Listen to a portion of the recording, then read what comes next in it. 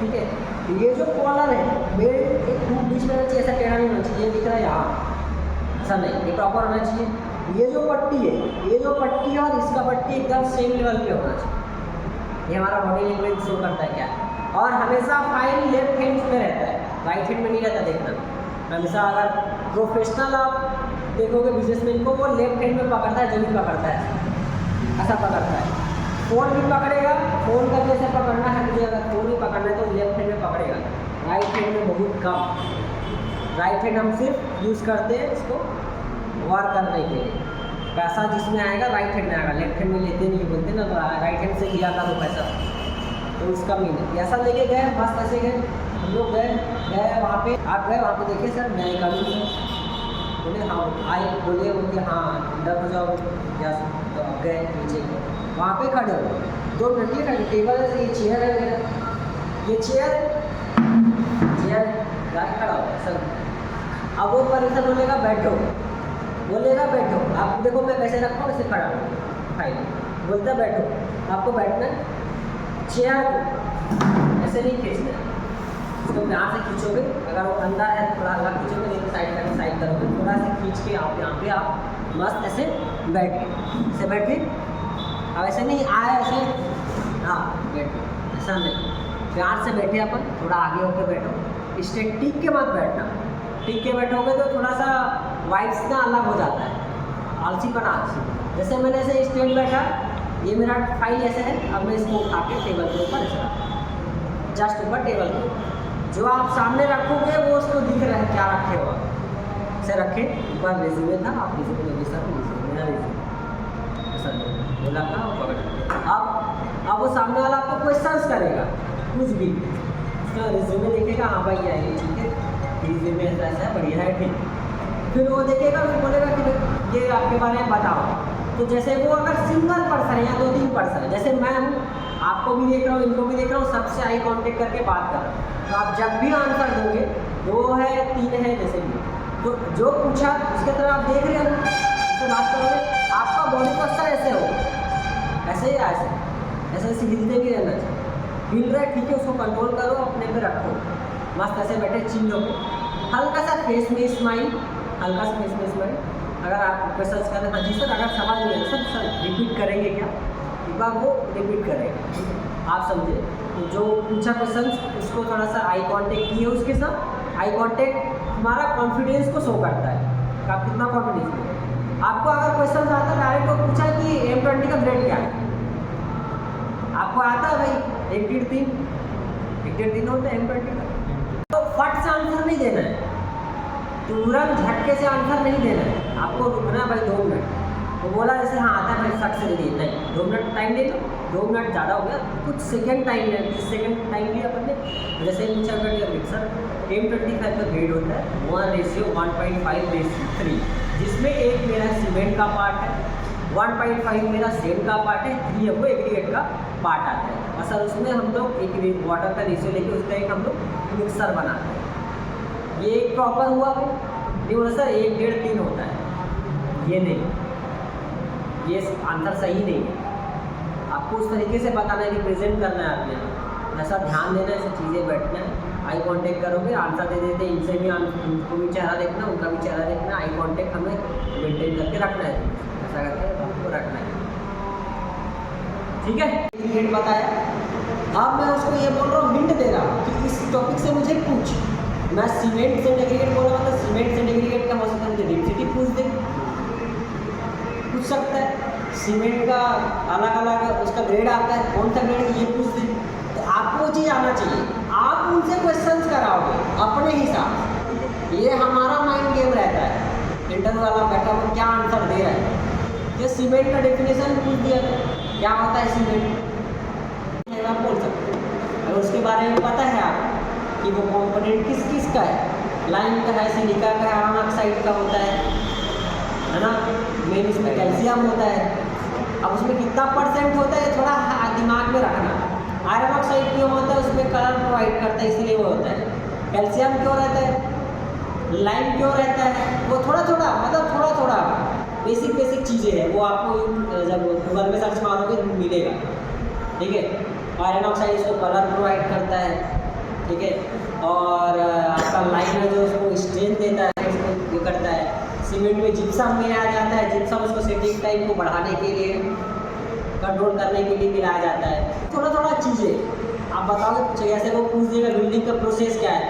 Building का process है गड्ढा खोदे, उसमें पीसीसी डाले, आरसीसी के फिटिंग कर दे, कॉलम खड़ा कर दिए, उसके बाद ब्रिक चालू। ऐसा नहीं हो,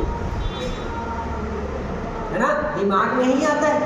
बिल्डिंग का प्रोसेस बताओ, ये बेसिक क्वेश्चन है।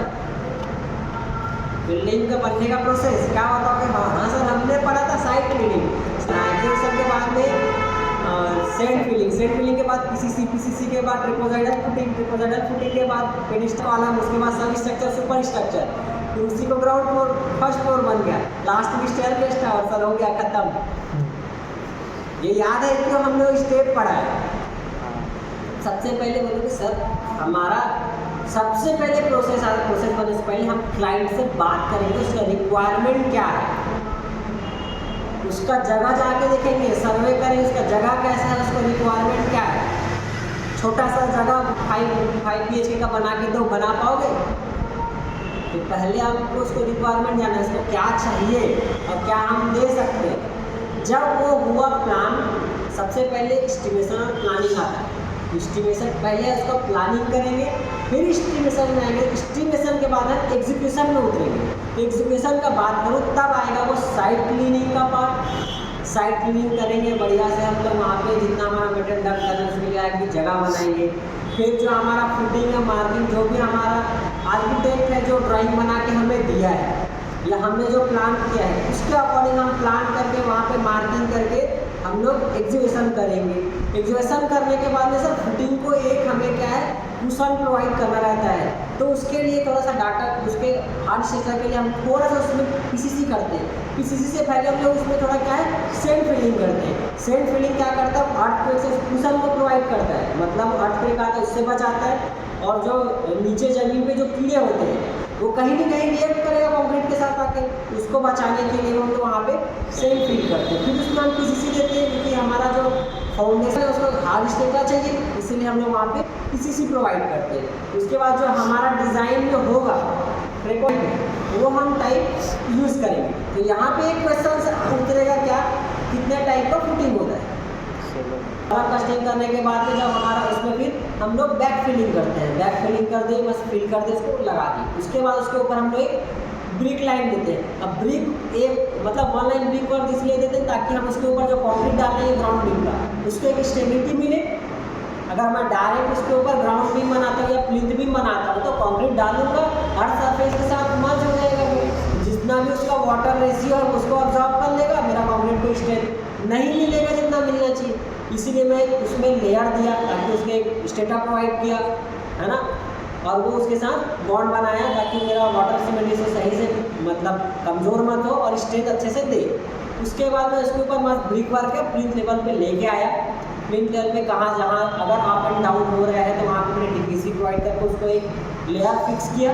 डीपीसी क्यों प्रोवाइड करते हैं, डीपीसी क्योंकि वह हो सकता है ग्राउंड लेवल में अगर कभी इनकेस मेरे घर के आसपास में पानी भर गया, पानी भर गया तो ब्रिक वर्क क्या मिट्टी ईंट का काम क्या होता है, पानी सोखता है। सीमेंट को भी पानी चाहिए रहता है, हो सकता है वो पानी एब्जॉर्ब करके ऊपर ले आए, तो कैपिलरी एक्शन को रोकने के लिए हम लोग डीपीसी प्रोवाइड किए। डीपीसी प्रोवाइड किए उसके बाद सब जितना भी हॉलो पार्ट था अंदर में उसमें हमने मटेरियल फिल कर दिए बराबर से 200 mm का लेके।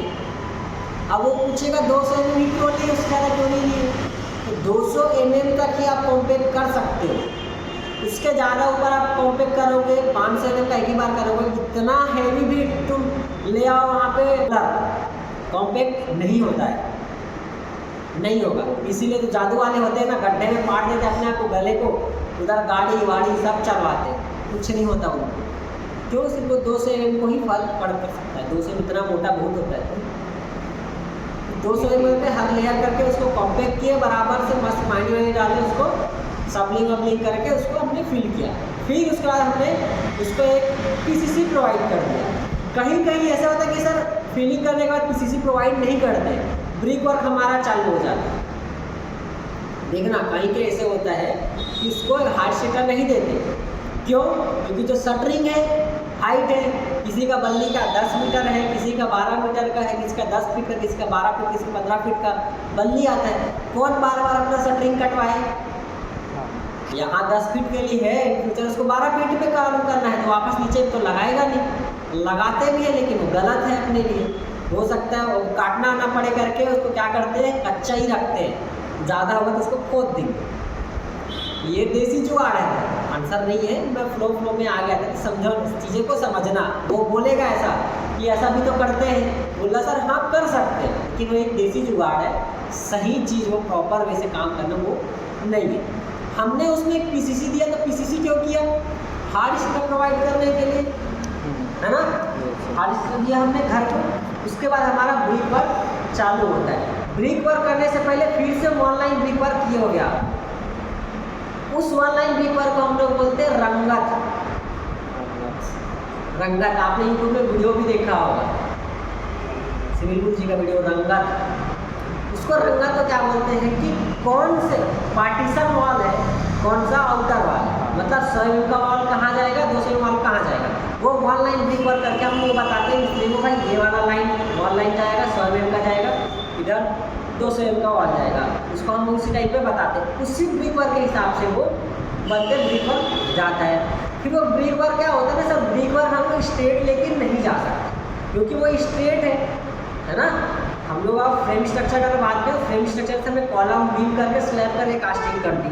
ब्रिक वर्क में अगर आते हैं तो ब्रिक वर्क 1200 से ज़्यादा हम लोग CPWD बोलता है कि 1200 mm से ज़्यादा हम लोग लेते नहीं, 4 फीट से ऊपर हम लोग ब्रिक वर्क देते नहीं। वो बोलेगा क्यों सर, जो लोड पड़ता है, लोड है वो हम लोग को क्या करना है, कैरी करवाना है अदर पार्ट, ये नहीं कि पूरा जो लोड वॉल पे ले रहा है। अगर मैं एक बात करूँ सर, अभी तो मेरे पास छोटा चाहिए कुछ चीज़ें, जैसे मैं एक रस्सी लेता हूँ, ऐसे रस्सी अगर ऐसे पकड़ता हूँ तो एक टाइम पे मैं उसको खींच के पकड़ा हूँ तो वो चल रहा है, लेकिन अगर मैं थोड़ा सा हल्का उसमें लोड पड़ा तो हाथ ऐसे नीचे लाऊंगा तो वो नीचे बीच में बकलिंग होने का चांस करेगा, है ना। अगर मैं वहीं पे एक और सपोर्ट ऐसे दे दूंगा तो वो नहीं करेगा। वैसे ही हम लोग वर्क जहाँ पे ब्रिक वर्क होता है उसमें हम लोग सील बेल्ट देते हैं। वो सील बेल्ट क्या करता है, जो वॉल का इंडिविजुअल जो डेड लोड है उसका, वो उस चीज़ को कैरी करके बचा के रखे ताकि वो क्रेक नहीं जनरेट होने देता। तो क्रेक जनरेट होगा, वो नहीं होने देता। फिर हमारा आता है लिंटर लेवल। लिंटर लेवल सब समझते हैं, लिंटर लेवल समझ जाएगा। लिंटर लेवल के बाद हमारा सर जो भी कास्ट हुआ है वो तो होता ही, ठीक है। ऐसा करके उसको समझाना है फ्लो में, तो आप उसको खींच सकते हैं। जैसे प्रेजेंटेशन दिए होंगे एस्टिमेशन के टाइम में, तो आपने 15 मिनट बोल दिया होगा उस चीज़ सब ने स्टार्टिंग में, तो आप तो उतना बोल सकते हो। इतना बोलोगे तो अब वो फंस गया इसी बात में, इस बंदे को कितना आता है। अब वो क्या पूछेगा, क्या एक्सपीरियंस, आपने वो जो चाहिए पहले ही बता दिया, ठीक है। तो ऐसे अपने आप को रिप्रेजेंट करें, वो करेगा। रही बात भी पैसे से पहले आप उसके बारे में पूछोगे, सर मैं वैसे तो जान रहा हूँ कि आप इस कंपनी का नाम लिए, लेकिन आपके बारे में थोड़ा मैं और जानना चाहता हूँ। आपका क्या काम चलता है, कहाँ का काम चल रही है, कैसे वर्क चलता है, टाइमिंग क्या होती है, कैसे वर्क होता है, कैसे ड्यूटी टाइमिंग चलती है, वीक में कितना वर्क करते हैं, आप पूछ सकते हो बिंदास में। आपको जानने का हक है, आप प्रॉपर उसके बारे में जानो, उसके बाद आप करो, वो चीज़ें आपको बताएगा, ठीक है।